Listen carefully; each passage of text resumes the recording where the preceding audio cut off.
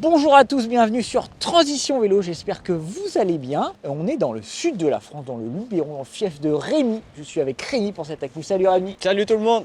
Voilà, on est le vendredi 26 avril 2024 et comme tous les vendredis, on va faire l'actu vélo à vélo.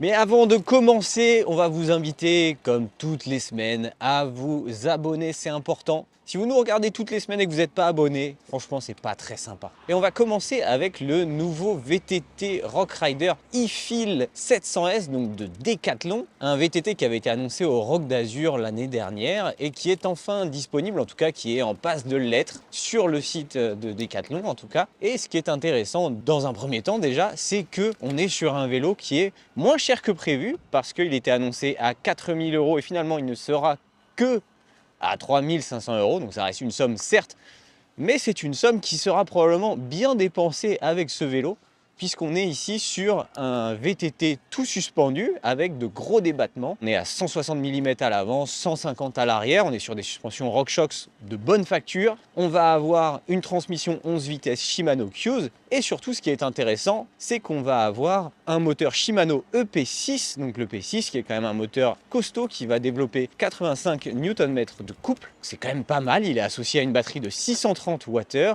donc on va être sur un vélo qui va être capable d'affronter la montagne, même les bons dénivelés en fait, avec lequel on va pouvoir jouer un petit peu. Et à ce tarif là, en fait, à 3 500 €, on va pas avoir énormément de concurrents. En fait, quand on regarde un petit peu, on va trouver soit du hardtail, soit des VTT qui sont un peu moins bien équipés, avec des débattements moins gros. On va avoir des alternatives chez Radon par exemple, qui sont assez proches. Mais Radon, c'est pas forcément la marque la plus connue chez nous. Donc ce Rockrider e-Fil 700S devrait avoir presque un boulevard pour lui sur le milieu de gamme du VTT finalement, avec un rapport qualité-prix qui promet d'être vraiment super intéressant. Et nous, on a vraiment hâte de tester ce vélo, et quelque chose nous dit que ça devrait même arriver assez rapidement, donc on vous tiendra au courant. Côté nouveau produit, on a aussi Muc-Off qui a dévoilé son nettoyeur de pression mobile. Alors nettoyeur de pression mobile, c'est pas nouveau, hein. Il en existe déjà pas mal sur le marché. Celui-là, il a la particularité d'embarquer une batterie 40 volts. 40 volts, ça permet de délivrer une grosse tension avec un moteur de 500 watts sans balai, qui permet d'atteindre une pression de 65 bars maximale.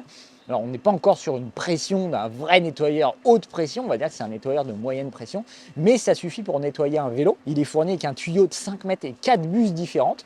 On va même avoir une buse pour nettoyer les motos par exemple. On a une buse spéciale pour les vélos selon Muc-Off qui abîme ni les peintures, ni les cadres en carbone, ni les suspensions et les roulements, notamment pour les biellettes pour les vélos tous suspendus. On a également une buse spéciale pour le produit Muc-Off, une espèce de mousse de neige qu'on va déposer sur tout le vélo qui va permettre d'attaquer les saletés. On la laisse agir pendant quelques minutes. Ça va permettre de décomposer un peu les saletés, tout ce qui est cambouis, tout ce qui est boue, etc. Et ensuite on va rincer directement. C'est un produit qu'ils annoncent 100% biodégradable, mais attention quand même, puisque ça attaque la peau et surtout les yeux.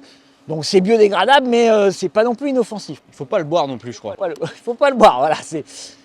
Bon, voilà, donc ça peut être biodégradable, mais quand même, il faut faire attention. C'est un produit qui va quand même intéresser tous ceux qui n'ont pas de jardin, pas de garage. Hein. On pense ceux qui font du vélo, qui sont en appartement, qui n'ont pas la possibilité de nettoyer leur vélo. Ou alors ceux qui veulent nettoyer leur vélo aussi avant de repartir. Voilà, ou ceux qui sont en camping-car, ceux qui sont...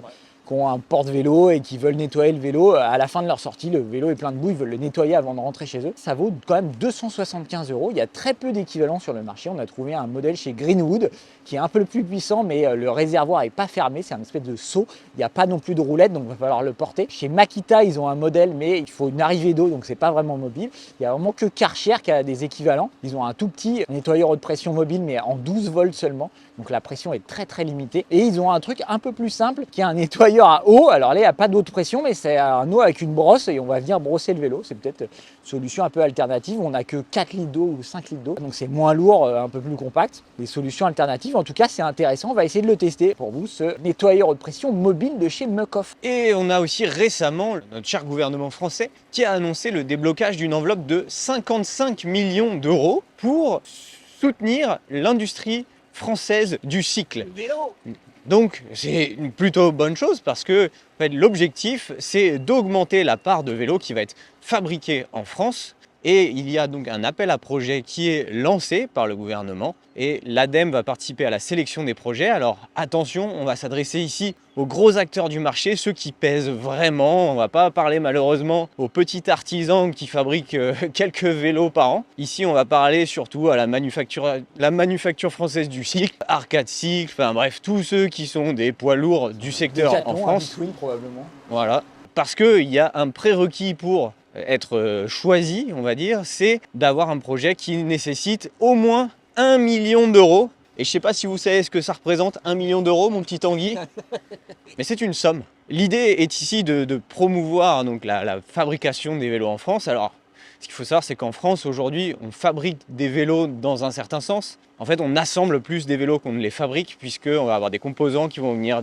généralement d'Asie, d'Europe au mieux, que ce soit les cadres, les composants, les transmissions, enfin bref, tout ce qui va composer votre vélo va souvent venir d'Asie. Bonjour. Bonjour. Donc on parle quand même souvent plutôt d'assemblage que de fabrication totale.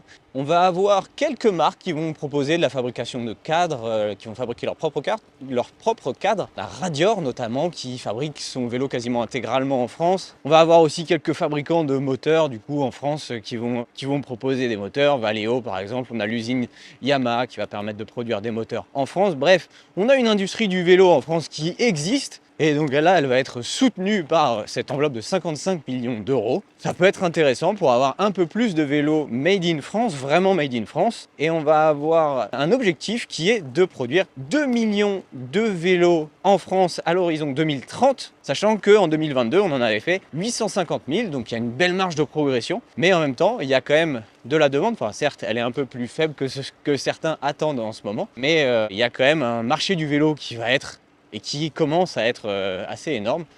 Donc il y a de quoi faire pour l'industrie. À côté test, Mathieu a testé le support smartphone Decathlon Triban 900L, un support de smartphone assez classique qu'on va fixer au guidon et on a une pochette en textile dans laquelle on va venir mettre son téléphone. C'est un support qui quand même est assez solide, qui tient bien le téléphone. La pochette est quand même assez bien conçue, elle ferme bien.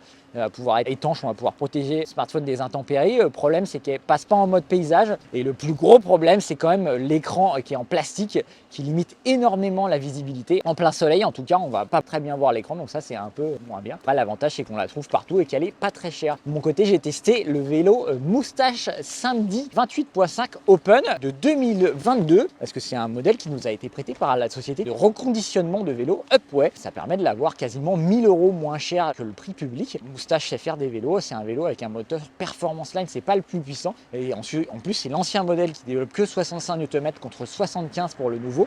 Mais ça reste ultra agréable en ville, ça a beaucoup de reprises, c'est très silencieux.